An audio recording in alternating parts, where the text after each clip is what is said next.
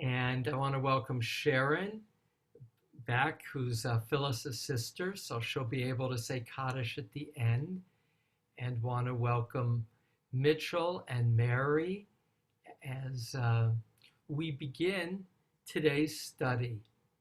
Welcome to Psalm 47, which the King James Version entitles, "Oh, clap your hands," from the second verse, and which I've chosen to call Shofar for Divine Coronation.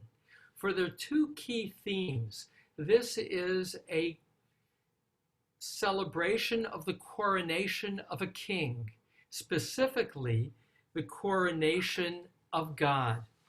And I will look with you at a variety of passages in Tanakh, from the second book of Samuel, the second book and first book of Kings, that describe human coronations with, among other things, shofar. And that's the second theme of a relatively short psalm, 10 verses, and that is reoccurring images of the blowing of shofar, which is why Psalm 47 will become a Rosh Hashanah psalm in the Ashkenazic tradition.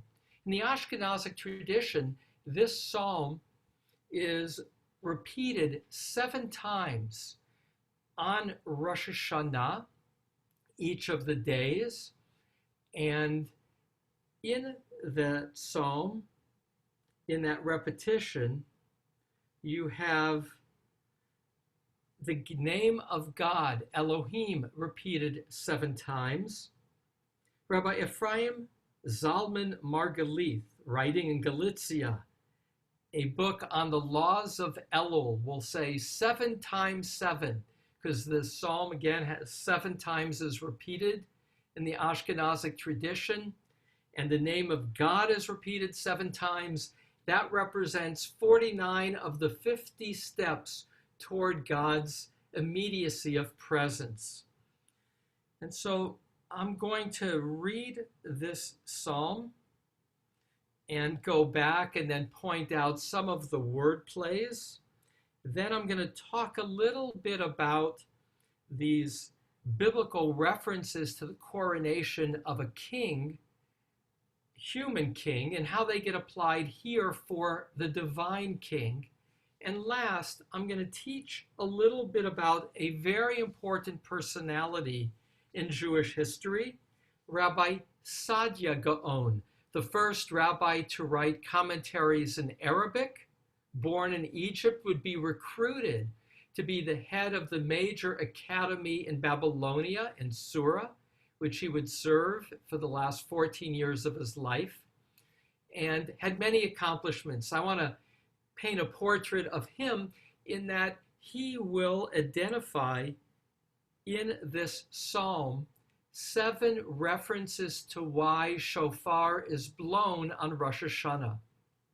So let me first read the psalm. I will post it. Whoops. 1 second. Let me pull up the psalm. Here we go. Psalm 47. Shofar for divine coronation. For the conductor, for the children of Korach, a psalm. All peoples, join hands. Shout to God with the voice of joyous song. For Adonai is most high, awesome, a great guide over all the earth. Subdues people under us and nations under our feet. Chooses for us our inheritance, the pride of Jacob whom is loved. Selah. God has ascended with truah, Adonai with the sound of the shofar. Sing praises to God, sing praises to our God, sing praises.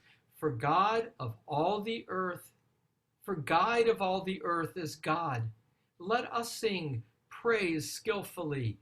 God reigns over the nations. God sits upon God's holy throne.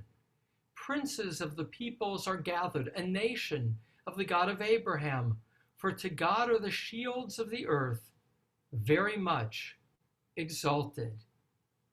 So a little commentary, and that is with the second book of Psalms that began, Psalm 42, we have these Psalms of Korach. There are in total 11 Psalms attributed to the sons of Korach. I noted in my introduction that the King James Version entitles this psalm, "O clap your hands," and that's verse 2, Kol ha'amim, all peoples, tik'u chaf, which I translate, join hands, and there are other translators who do. But the word, you can hear takia, that sound for the call for the shofar, is the third Hebrew word in verse 2. And one translator, Richard Levy, will play on that, but it is the sound of clapping that's also identified with the word tiku, and teka in modern Hebrew is a outlet, something you plug into, hence the image of joining hands. But the next word in verse 2, which is translated as shout to God, is teruah. That's the other call for the shofar, hari'u, which is elsewhere in Scripture, Tanakh, translated as to shout with joy. And so here, in its context, this shout to God with the voice of Rena, joyous song. And you can feel the joy in this song with the repetition of the word zamru, let us sing. For Adonai is most high, awesome, a guide over all the earth, subdues peoples under us, nations under our feet. Now, the beginning of this psalm until the end of verse 5, where we see the word Selah, is part 1. Chooses us for our inheritance, the pride of Jacob, whom is loved Selah. So the first 4 verses, verse 1 simply being an introduction, are about God's relationship to Israel. Rabbi David Kimchi, that's a name that keeps reappearing, and that he wrote a widely quoted commentary to Psalms, to much of Tanakh. Rabbi David Kimchi lived 1160 to 1235 in Provence, which meant his life overlapped with Maimonides. And he says that this psalm, Psalm 47, is a continuation of Psalm 46. You may recall Psalm 46 describes the power of God in nature, God's power over political war, and ultimately ends with this kind of messianic image of weapons being destroyed and peace reigning. And now the second half of this psalm, and Radak sees 46 and 47 as connected, and this as the continuation. God has ascended. Now the image here is the ascending of a throne. And in that regard, I will point out that 1 Kings 10:19 describes Solomon's throne, which is 6 steps up. So that in that example, the throne of God is here also elevated. And another key word repeated over and over is the word al, which can either be upon or over, and as a verb, Allah means to go up. And here, that motif will continue. God has ascended, and this verse, verse 6, is the middle verse. And in that regard, it's kind of the bullseye. In fact, the middle words of the psalm are Bitruah Adonai, be Truah Adonai, which can be either under, so God is ascended, Truah Adonai, the call of the shofar. You can hear the sound of the shofar, literally the second part of verse 6, as the bullseye, as what is resonating at the center of this coronation of God as King. And now, celebration. Zamru Elohim, Zameru, Zamru Lamalkenu, Zameru. Verse 7, the singing of praises to God. Let us sing, let us sing, let us sing. 4 times that word appears in this verse. And now, emphasizing it, you get again that word Zamru in verse 8.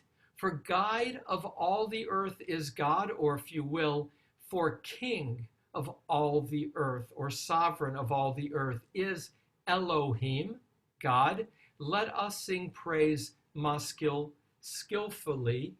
God reigns over the nations. Now it shifts to the universal, just like Psalm 46 shifted to the universal, so it now shifts as well. God reigns over the nations in the plural.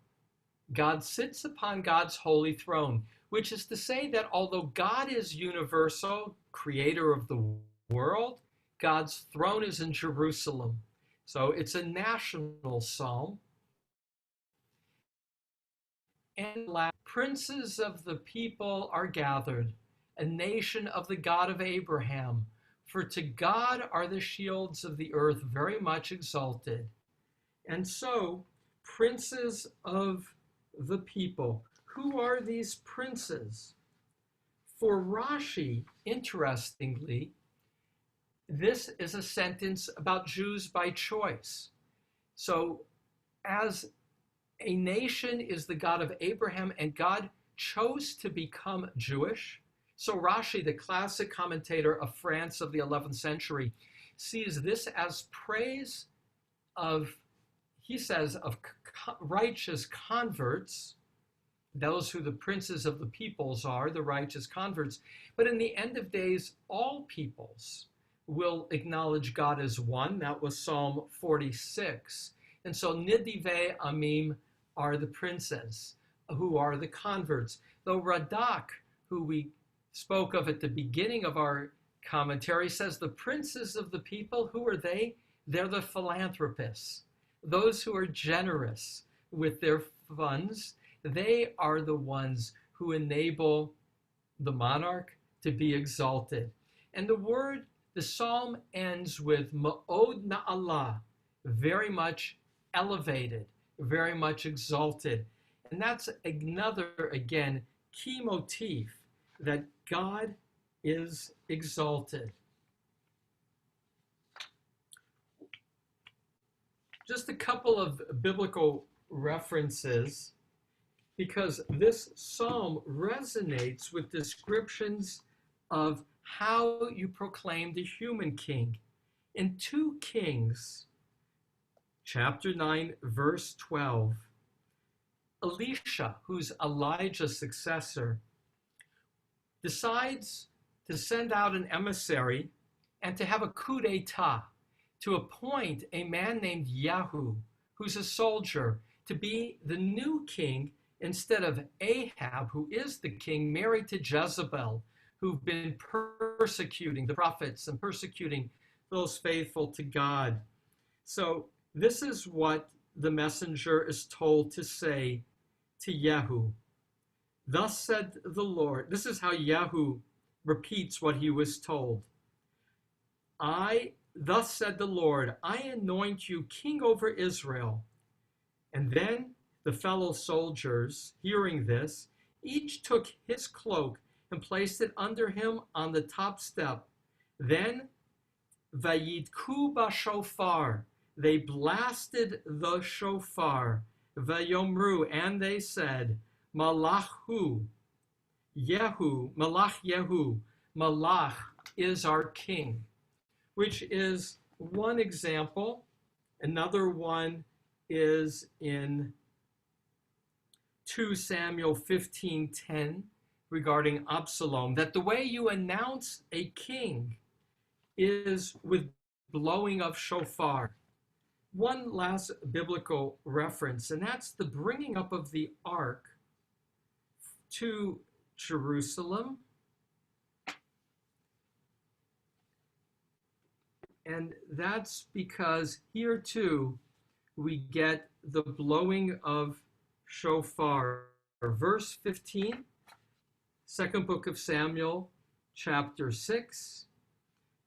David v'chol Beit Yisrael, and David and the entire house of Israel, ma'alim, went up or raised up Aron Adonai, the ark of God, bitruah, with the sound here translated in JPS, bitruah, with shouts, uva kol shofar, and with the voice of the shofar. So that expression here at the beginning of truah, hariu lelohim, shout to God, b'kol rina, the shouting is that word of teruah. It's not only the sound of the shofar, but the sound of celebration. All right, now, how does the shofar for divine coronation link to Rosh Hashanah?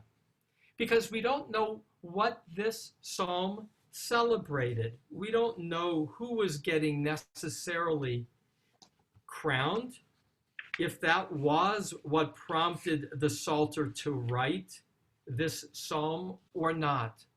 But what we do know is that with Psalm 47, this would be identified strongly with Rosh Hashanah. And since we're moving toward Rosh Hashanah, I want to share with you 7 ways that Saadia Gaon identified the descriptions of shofar in this psalm. For a little bit about Saadia Gaon. Saadia was born in Fayum, which was the center of Cairo. He went as a young man already to study in Israel. And by the age of 20, and he was considered to be, already as a young man, a genius. Already as a young man, he wrote a Hebrew, Arabic dictionary. He would be the first, as I noted, to be writing commentaries in Arabic, which could thereby be widely read by the Jews of his day. And he wrote the first major philosophic work. This is before Maimonides, in which Saadia Gaon also knew Greek learning. And he wrote a book called Sefer Emunot V'Teot, the book of beliefs and ideas.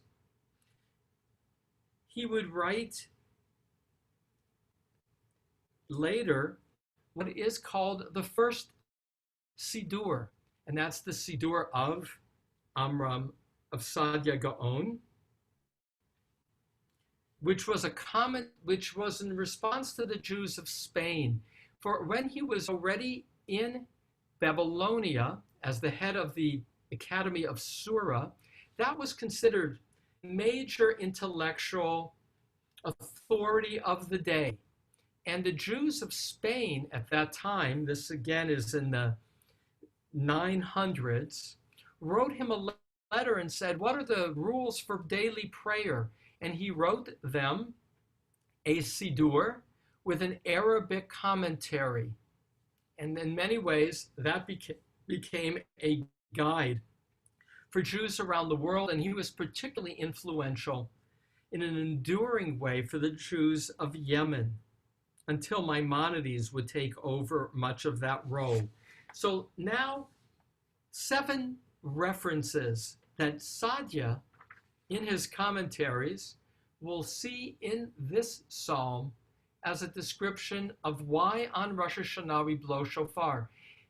Again, on Rosh Hashanah, we extol God as HaMelech, the King, and this is coronating King.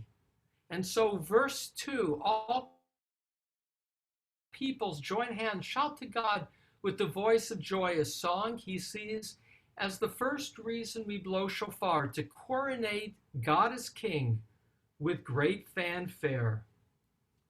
Verse 3, for Adonai is most high, awesome, a great ruler, a great guide over the earth.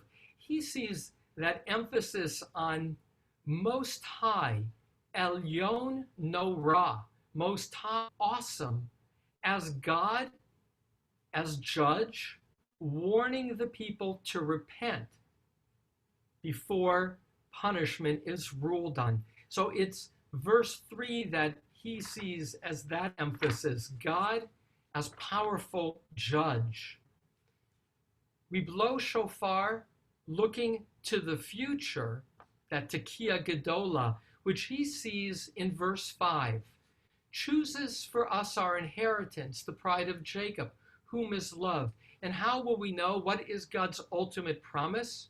The third reason, and that is God will rebuild the temple. And when the temple is rebuilt, that messianic moment, the shofar will be sounded. Verse 6, God Adonai has ascended with Teruah Adonai, with the sound of the shofar. He sees as being retrospective, hearkening back to Mount Sinai. God, in that moment of intimacy, of speaking to the entire people of Israel. And the sound of the shofar is blasted in the biblical description before God speaks. In that messianic future, there will be kibbutz galuyot, the ingathering of the Jewish people. And he sees that in verse 7. What is it that the people will be singing praises to God? Singing praises, singing praises, singing praises 4 times from the 4 corners of the earth. The people will be gathered together back in the land of Israel in that messianic time. And in that messianic time, which again is when we blow shofar, we recall Yom Shofar Utruah, verse 9, and that is God's final judgment, described in the prophet Zephaniah, which Ahuva Ho did her writing for her doctorate on. Chapter 1, verses 14 and 16, a description of the final judgment. And there too, final judgment will be marked in that end of days, in the opening to the Messianic era, by the sound of the shofar. And last, when there's a reference to Abraham in verse 10, for Sadia, that's a reference to Akedat Yitzchak, Abraham's binding of Isaac on the altar, which is our Torah reading for the 2nd day of Rosh Hashanah. In sum, this is a psalm of celebration, of coronation, a psalm in which the images so far, which evolved to become a central psalm for Rosh Hashanah, and with the authority of Sadia Gaon, the preeminence of his commentary. I will add, Sadia Gaon was before there were Ashkenazim and Sephardim writing from Baghdad. That's before that, if you will, bifurcation of Jewish identity. In that sense, he is an authority whose description of the reasons for blowing shofar, he, in his writings, would ultimately identify 10 reasons for blowing shofar, 7 of which are specifically identified with Psalm 47.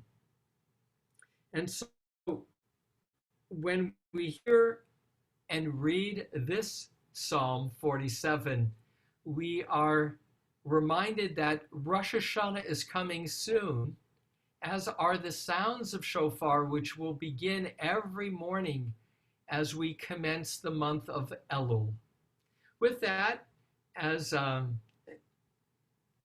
unpacking of this Shofar for divine coronation, I now look to invite you to share questions or reactions to Psalm 47. Hi, Ellie. Hi, it's Hal. Yes, Hal. Good to hear your voice. Is there a translation of the last line leaves it somewhat ambiguous. The exaltation is either the people of Israel or God. He is. Yes. But in the King James version, the last line is, "For the shields of life belong to God. He is highly exalted." Yes. So it is, as you might imagine, it is very much exalted, is in reference most commonly to God. It's in the passive tense. So another translation, he, God, has been raised very high by our celebrating God as King. God has been elevated. This is the focus of this psalm, is elevating God, though Richard Levy points out that Ma'od Allah can also be grammatically reflexive, which means that God does it to God's self. So that it can also be translated as God has taken himself high. So it's either we have raised God high, or it's in the passive. He has been raised very high, or he has taken himself very high. So that's also the trajectory. It's the trajectory of naming God King, who sits on God's throne at an elevated place above us, the people of Israel, but that this God is not just the God of Israel, he is the God of all the nations at the same time, echoing Psalm 46. Other reactions or thoughts? Phyllis, you have to unmute yourself. You are. Not to this, but I notice in many prayers, Selah. So yes. I looked up yesterday, what does Selah mean? And it sort of means, it's kind of like a generic meaning forever. So we don't, yeah, so sometimes it gets translated forever. Sometimes it's translated as pause. So it's in that regard often seen, because the Psalms, like in this case, verse 1, for the conductor, there's an orchestra, there's a choir for whom psalms are given to sing. And Selah could be a musical notation. In some, it's obscure, no one knows, but it most likely is a musical notation. And here, and as we saw yesterday, where there were two Selahs, they are also dividers in terms of the composition. Here it comes, after verse 5, right in the middle, and there's a shift after Selah. So the first has God ascending with a description of how God has given us as Israel security. He has allowed us to subdue enemies underfoot. And then the second half is God up on the throne with the call for us to sing, sing, sing, sing to God, who is thereby elevated as our King. Sharon? Go ahead, Sharon. Rabbi, thank you. So you can clearly tell that Phyllis and I are sisters because I had the exact same question as Phyllis, and we did not chat in between here. We no texting, no nothing. So thank you for answering that question. And then it's very interesting, having studied Psalm 46 yesterday in the midst of a thunderstorm in New Jersey that was accompanied by many falling trees and power outages. And you could definitely clearly see God's might yesterday. So it was entirely appropriate to begin that study of that psalm on that day. So thank you. You're welcome. Yeah, I was aware of that, all the more with you on the screen, Sharon, from New Jersey, that the beginning of Psalm 46 was nature's noise.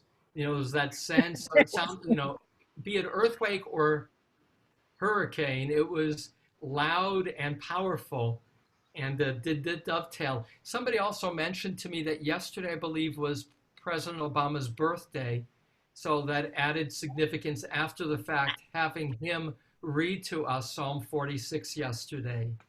And it did feel significant to have it read and to have linked it to another important moment. Last comment by anybody before Kaddish for today? I don't see any hands. So I want to again thank everybody for participating.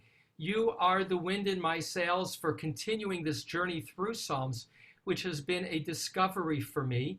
Next week, we'll be doing Tuesday, Wednesday, 48, 49, no Psalm tomorrow. Then the following week, Psalm 50, which will get us 1/3 through the Psalms, and then we'll take a break until the other side of Yom Kippur. I'm going to post now Kaddish, our opportunity to honor those for whom Kaddish is being said. Yitkadal v'yitkadash shemei Rabbah, Alma divra kirutei, v'yamlich malchutei, v'chayechon uvyomechon, uv'chayei d'chol beit Yisrael, ba'agala uvyizman kariv v'imru amen. Yehi Shei Rabba Barach, Le'olam Omer Maya, Yitbarach v'yishtabach, v'yipa'ar v'yikromah v'yinaseh, Yitadar v'yitaleh v'yitalal, Shevei d'kivka v'risha, Le'elah yinkol birchata v'shirata, Tushbechata v'nechemata, Da'amiran Yalma V'imru Amen. Yehi Shlama Rabba Rabba Min Mishmaya V'chayim Hayim Aleinu Aleinu V'Yal Yakol Yisrael Yisrael V'imru Imru Amen. Amen Osei Shalom Bimra Hu Hu Ya'aseh Yaseh Shalom Shalom Aleinu Aleinu V'Yal Yakol Yisrael Yisrael V'Kol Yoshvei Kol Yoshvei Tevel Tevel Imru V'imru Amen. Amen.